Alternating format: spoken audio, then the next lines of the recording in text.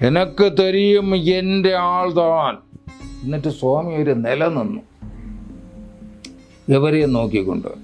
ഞാൻ അത്ഭുതപ്പെടുത്തി പറയല്ല, 5 മിനിറ്റിനകത്ത് അവിടെ കൂടിയ ഇവരെല്ലാം എങ്ങോട്ട് പോയെന്ന് എനിക്കും അറിഞ്ഞൂടാ.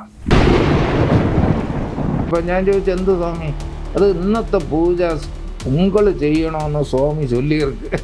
അദൃശ്യതയിലെ ഒരു ഭാഷയുണ്ട്, ജീവനുമായിട്ടുള്ള ദൃശ്യഭാഷയല്ല, കണ്ട് മനസ്സിലാക്കിയ ഭാഷയല്ല, ചൊല്ലിത്തന്ന ഭാഷയുമല്ല, പഠിപ്പിച്ച ഭാഷയല്ല, പഠിച്ച ഭാഷയല്ല, ജീവനുമായിട്ടുള്ള ഒരു അദൃശ്യ ഭാഷ.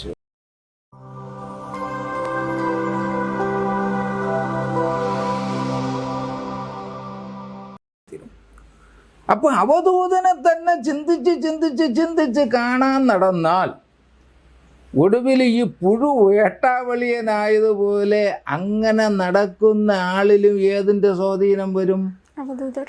അവധൂത സ്വഭാവം വരുമെന്നാണ് ഞാൻ പറഞ്ഞതിൻ്റെ സാരം. അതിന് ഒരു ഉദാഹരണം, ഞാൻ ആയിരക്കണക്കിന് ഉദാഹരണമുണ്ട്, അത് ഇനിയൊരു സന്ദർഭത്തിൽ പറയാം. എങ്കിലും 1-2 നിങ്ങൾക്ക് ഉദാഹരണം ഞാൻ പറയാം. എൻ്റെ 8ാമത്തെ വയസ്സിൽ എൻ്റെ വീട്ടിൻ്റെ അടുത്തൂടെയാണ് കരമന ആറ് ഒഴുകുന്നത്. വീട്ടിൽ നിന്നൊന്നൊരു ഫർലാങ് പോയാൽ മതി. ഞങ്ങളന്ന് കുളിക്കുന്നതും ഈ 2 മാസം വെക്കേഷൻ ഉള്ളപ്പോൾ ഏറ്റവും കൂടുതൽ നമ്മൾ ആറ്റിനകത്തായിരിക്കും. കാരണം അന്ന് കൊച്ചുകുട്ടികളില്ലേ, എത്ര പ്രാവശ്യം കുളിക്കും, ആരെല്ലാമായിട്ട് കുളിക്കുമെന്ന് പറയാൻ ഒക്കില്ല, നീന്തിയും തുടിച്ചും നടക്കും. എൻ്റെ 8ാമത്തെ വയസ്സിൽ ഞാൻ ഒരു ദിവസം പുരയിടത്തിൻ്റെ തൊടിയെന്ന് പറഞ്ഞാൽ നമ്മുടെ മെയിൻ പുരയിടം കഴിഞ്ഞിട്ട് കാൽപ്പാട് ബാക്കി ഭാഗം, അവിടെ നിൽക്കുമ്പോൾ തോട്ടിൻ്റെ കരയിലൂടെ ഒരു മനുഷ്യൻ അനേകം വട്ടി ഇങ്ങനെ ഒന്നിൻ്റെ പുറത്ത് ഒന്നായിട്ട് വച്ച് നടന്നു പോകുന്നു. എനിക്കിത് കണ്ടപ്പോൾ ഒരു കൗതുകം. ഈ മനുഷ്യൻ നടന്നതിൻ്റെ പുറകെ ഞാനും നടന്ന് ആറ്റിൻ്റെ കരയിലെത്തി, കരമന ആറ്റിൻ്റെ കരയിൽ. എനിക്ക് കരമന ആറ് പരിചയമുണ്ട്, കാരണം അമ്മയും ബന്ധുക്കളും എല്ലാം കുളിക്കാൻ പോകുമ്പോൾ നമ്മളെ കൊണ്ടുപോകുമല്ലോ. കരമന ആറ്റിൻ്റെ കരയിലെത്തി, ഇദ്ദേഹം ആറ്റിൻ്റെ കടവിലെത്തി, ഞാൻ ഇത്തിരി മാറി ഇവിടെ നിന്നു. കണ്ണടച്ച് തുറക്കും മുമ്പേ ഈ വട്ടി ചുമന്ന് നടന്ന ഈ മനുഷ്യൻ ആറ്റിൻ്റെ അക്കരെ നിൽക്കും, ഞാൻ ഇക്കരെ. എനിക്ക് എന്തെന്നില്ലാത്ത അത്ഭുതം, ആറ്റിലൂടെ എന്തെങ്കിലും ചെയ്തില്ലേ അക്കരെ പോകും, അവിടെ വള്ളമില്ല, ഒന്നുമില്ല. അക്കരെ കയറിയ ആ മനുഷ്യൻ എന്നെ തിരിഞ്ഞൊരു നോട്ടം നോക്കി. എനിക്ക് ആ നോട്ടത്തിലൊന്നും തോന്നിയില്ല, കൊച്ചുകുട്ടിയല്ലേ, പക്ഷെ എന്തോ ഒരു ഉടക്കി പിടിച്ചതുപോലെ ഒരു തോന്നില്ല. കൊച്ചുകുട്ടിയാണെങ്കിലും എന്തൊടക്കി ഒരു പിടിയില്ല. പക്ഷെ കുറേ മാസങ്ങൾ കഴിഞ്ഞപ്പോൾ ഞാൻ പറഞ്ഞ എൻ്റെ അച്ഛൻ്റെ അച്ഛൻ അവിടെ ഇരുന്ന മറ്റൊരു പണ്ഡിതനുമായിട്ട് സംസാരിക്കുന്നത് ഞാൻ കേട്ടു. നമ്മുടെ വട്ടിസ്വാമി 3 മാസം മുമ്പ് ഇതിലേ നടന്നു പോയെന്ന് പറയുന്ന ഒരുപാട് പേര് കണ്ടിരിക്കുന്നു. ഞാൻ കണ്ട കാര്യം ആരും അറിയുന്നില്ല. അന്ന് തെക്കൻ തിരുവിതാംകൂറിൽ വളരെ പ്രസിദ്ധനായ ഒരു അവധൂതനാണ് ആര്? വട്ടിസ്വാമി. 8 വയസ്സുള്ള എനിക്ക് അത് കണ്ടപ്പോൾ എന്തോന്ന് ഉടക്കിയെന്ന് ഞാൻ പറഞ്ഞു. അതായിരിക്കാം പിന്നീടുള്ള യാത്രയ്ക്ക്. അത് കഴിഞ്ഞ് എവിടെ പോയാലും ഈ വേറിട്ട ആൾക്കാർ ഭ്രാന്തനെന്നും വൃത്തികെട്ടവനെന്നും കുളിക്കുകയും പല്ലിയേക്കുകയും ചെയ്യാതെ ഈ പാതയോരങ്ങളിൽ കിടക്കുന്ന ഇത്തരം ആൾക്കാരെ അവരിൽ ഈ ദിവ്യത്വം ഉണ്ടെന്ന് ബോധ്യമായാൽ ഞാൻ അങ്ങോട്ട് പോകും. എൻ്റെ സമയം മുഴുവൻ അവിടെ ഞാൻ ചിലവാക്കും. അതൊരു നിത്യ പരിചയമായി പോകും. നമ്മുടെ തിരുവനന്തപുരത്ത് ശ്രീകണ്ഠേശ്വരം ക്ഷേത്രത്തിൻ്റെ അടുത്ത് ഒരു ഈർക്കല് കൊരുത്തതുപോലത്തെ ഒരു ഉണക്ക സ്വാമി ഉണ്ടായിരുന്നു. അദ്ദേഹം അങ്ങേയറ്റ അവധൂതനായിരുന്നു. ഒരു 45 കൊല്ലം മുമ്പുള്ള സംഭവമാണ്. ഞാൻ അദ്ദേഹത്തെ കാണാൻ പോവുകയാണ്.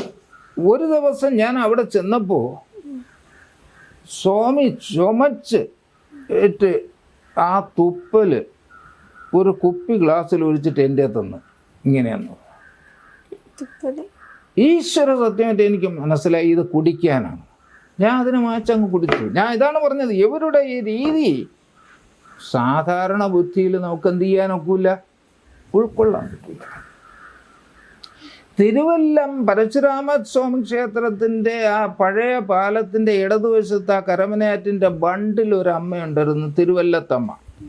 അത് പറഞ്ഞപ്പോഴാണ് ആ തിരുവല്ലത്തമ്മ ഒരു വെളുപ്പാങ്കാലത്ത് ഞാനും മകനും കൂടെ പൂന്തറസ്വാമിയെ കാണാൻ പോകുമ്പോൾ അമ്പലത്തറ ജംഗ്ഷനിൽ വെച്ച് വെളുപ്പാങ്കാലത്ത് 4 മണിക്ക് കൊണ്ടുവന്ന് എൻ്റെ കഴുത്തിലിട്ട് എന്നതാണ് ഈ മാല.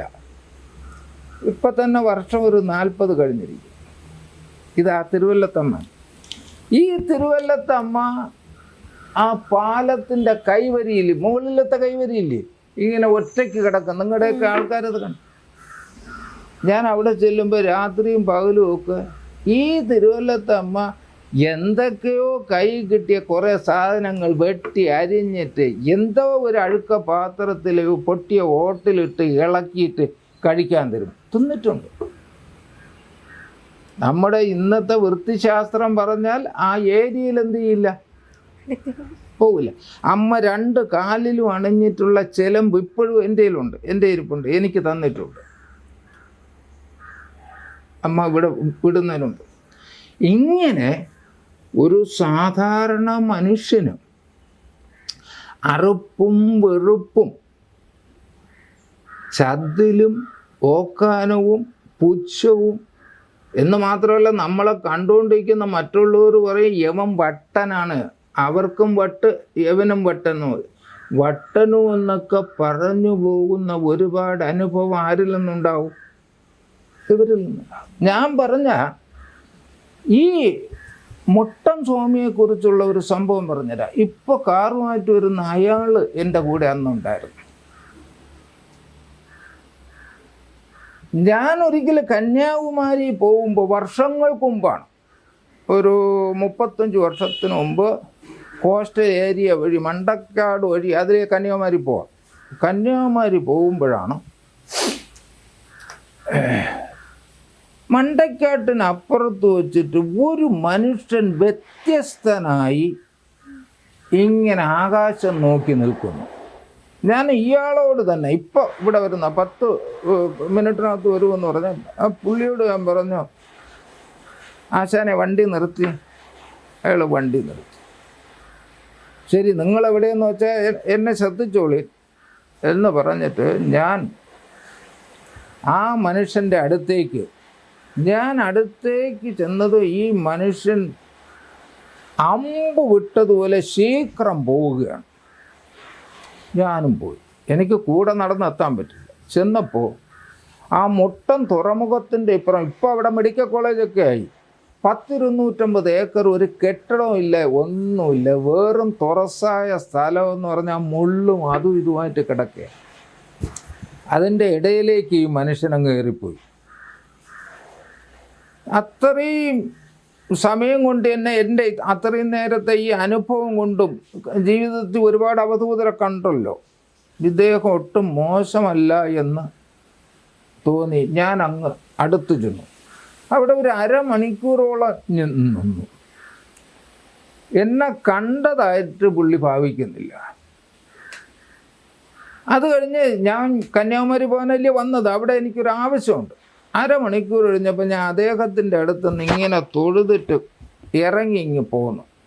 ഞങ്ങൾ പിന്നെ കാണാൻ പറ്റാത്ത ഒരു വളവിൻ്റെ അവിടെ ഒരു 10-100 അടി മാറിയിട്ട് ആ വളവിൻ്റെ അവിടെ വന്നപ്പോൾ ഞാൻ തിരിഞ്ഞു നോക്കിയപ്പോൾ അദ്ദേഹം അപ്പോഴും എന്നെ തിരിഞ്ഞു നോക്കിയിട്ട്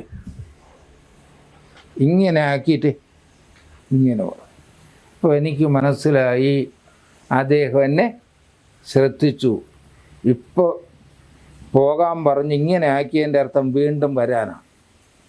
പിന്നെ അന്ന് മുതൽ ഏകദേശം ഈ കൊറോണ സമയത്താണ് അദ്ദേഹം സമാധിയാകുന്നത്. അതും കടൽക്കരയിൽ നിന്നാണ്.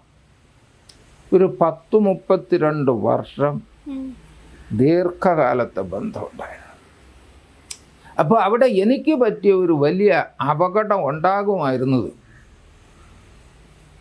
ഞാൻ ഒരു ദിവസം അവിടെ ചെന്നപ്പോൾ ആ മുട്ടൻ തീരത്ത് മീൻ പിടിക്കുന്ന ആൾക്കാരാണ് കൂടുതലുള്ളത്.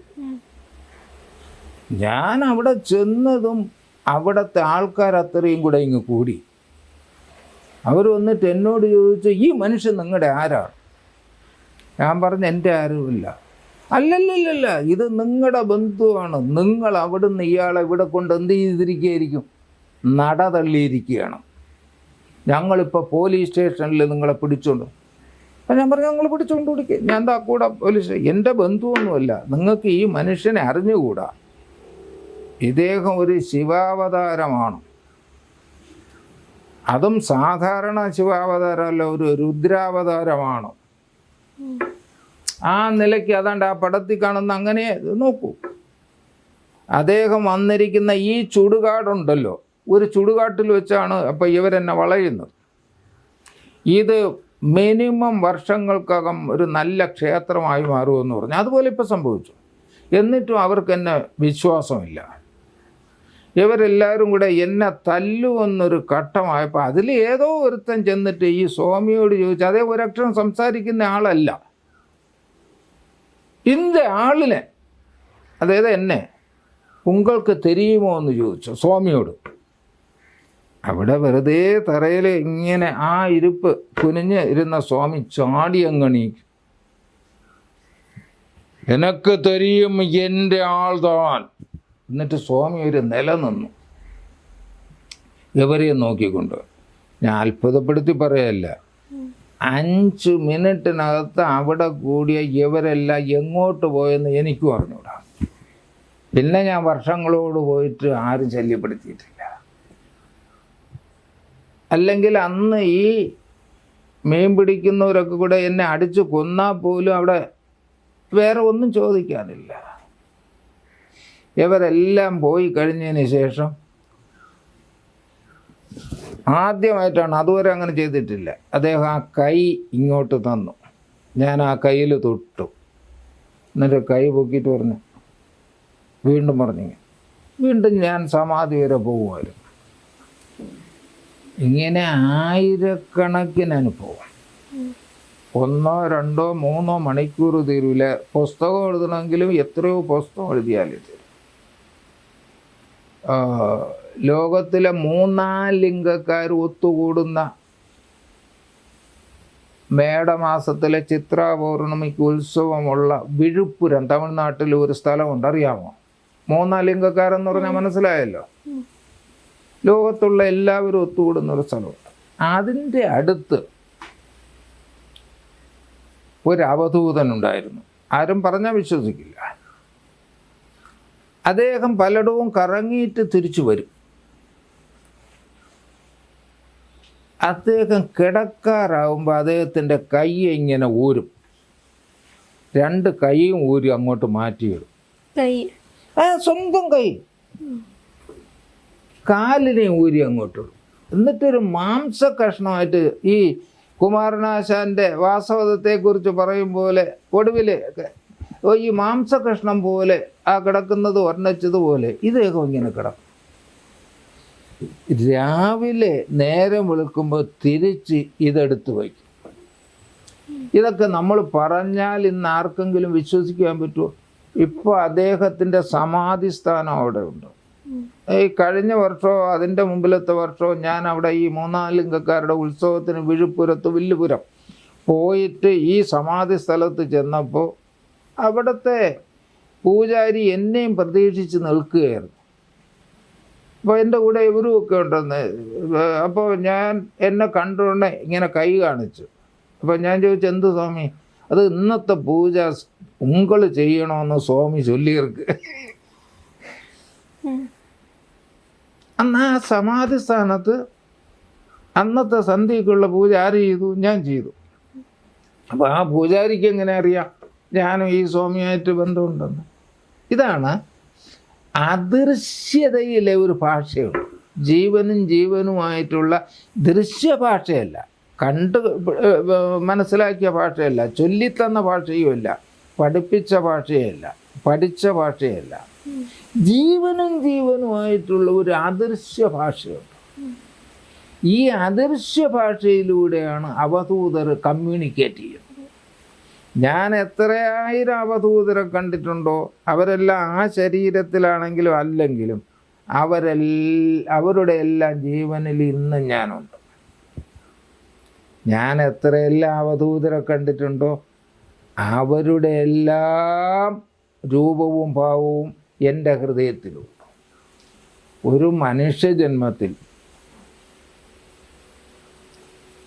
ഒരു മനുഷ്യന് മഹനീയമായി ഉയർന്നെത്താവുന്നതിൽ ഞാൻ വിശ്വസിക്കുന്നത്, ഹിമാലയത്തിലെ യതികളെക്കുറിച്ച് ഇനിയും എനിക്ക് അവസാന വാക്ക് പറയാൻ പാകത്തിൽ ഞാൻ പഠിച്ചിട്ടില്ല, കുറേയൊക്കെ മനസ്സിലാക്കിയിട്ടുണ്ട്. എങ്കിലും ഒരു പക്ഷേ യതികളോ അതിനപ്പുറത്തോ ഉള്ള ആത്മീയ നിലയിൽ എത്തിച്ചേർന്ന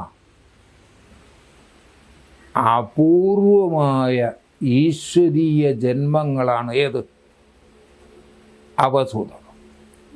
ഒന്നും ചെയ്തില്ലെങ്കിലും വഴിവക്കിൽ വസ്ത്രമില്ലാതെ കീറത്തുണി അല്പം ഉടുത്തോ ഉടുക്കാതെയോ ഒന്നും കഴിക്കാതെയോ വെയിലും ചൂടും കാറ്റും അടിച്ച് ചിലപ്പോൾ പട്ടി നക്കി ചിലപ്പോൾ മലത്തിൽ മൂത്രത്തിൽ ഇങ്ങനെ കിടക്കുന്ന ഇത്തരം ഈശ്വരീയതയുടെ നിറകുടങ്ങളായ ഈ മനുഷ്യരെ ഒന്ന് ചെന്ന് കണ്ടാൽ തന്നെ എത്രയോ ജന്മത്തെ ദുഷ്കൃതം മാറുമെന്ന് മറ്റൊന്നിലും സത്യം ചെയ്യാത്ത ഞാനിവിടെ സത്യം ചെയ്തു പറയും.